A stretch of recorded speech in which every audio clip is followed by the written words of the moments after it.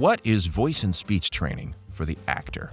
Well, very simply put, it is a physical workout meant to improve an individual's voice and speech. Was that a little too spicy for you? Well, it might be a bit of an oversimplification, but truly, that's what it is. Sometimes the work can be psychological rather than physical, and, well, nearly always the physical will affect the psychological. You see, I'm of the school of thought that believes voice and speech work is all about integrating body, breath, and voice, freeing ourselves from our learned habits that are inhibiting our naturally free, powerful, and efficient voices.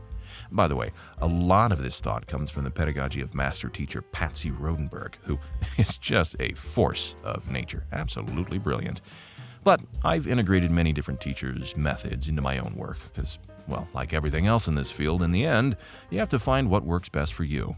Now, you may say, voice and speech. I hear those two said together all the time. Is there a difference? Of course. Typically, if you're taking a college course or something like that, they're going to be taught together. That's because they go hand in hand, but there is a difference. Voice is literally the sound that you make with your body. Your vocalization. Speech is how you shape the sound to communicate. So some say that voice is what you're born with, and speech is what you learn. Another way to think of it might be that voice is sound and speech is language. Again, not exactly a scientific definition, but it's good enough for our purposes. Now, there's also dialect work, but that's a little niche, so we'll save that for another lesson. Actors train with voice and speech for a couple of reasons. For one, it's absolutely essential for stage work. It's what helps an actor be heard and understood.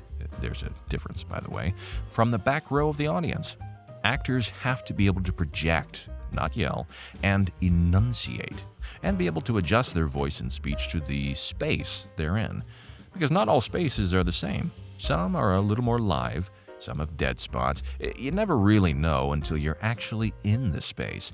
It can vary based on the type of materials the walls and seats are made of, and even change based on how many people are filling those seats. It can get a little complicated, so training and experience really is key. Voice and speech work is also immensely helpful when performing classical theater, such as Shakespeare, Sheridan, Molière, and really any play that contains heightened language. That's because there's a certain level of vocal acrobatics that the actor has to be capable of in order to do those kinds of works justice. And a big part of voice and speech work involves working with language and rhetoric, how sound reflects meaning, and so on and so forth. And heightened language is, of course, a huge part of classical plays. But the stage isn't the only place where voice and speech work comes in handy. While you may not have to project when you're acting for the camera or in front of a microphone, you do have to have an awareness and sensitivity to your voice and how it fits into the medium you're acting in. Voice and speech work helps to free your voice and make it more responsive to the actor's intentions. Make it reflect more accurately what you feel inside and what you're trying to convey. In short, it makes you a better actor. Not to mention that it helps you deal with vocal extremes, like extended periods of yelling or crying, like when your scene partner can't hit their mark, and so you're on take 72 of that awful breakup scene. Without proper training and care, your voice will probably give out somewhere around take 13. So, voice and speech work is also about forming strong and hearty voices, as well as how to practice healthy vocal habits, like, knowing when enough is enough and it's time to rest. Seriously, don't ever let them get to take 72, that's insane. Now, I would be remiss if I didn't mention that voice and speech work is not just for actors, it's for everyone. Of course, it's easy for professional speakers to see the value. I mean, what teacher wouldn't want to go home at the end of the day knowing that they'd been as clear and concise as can be, and were vocally fit as a fiddle, not a smidgen of fatigue?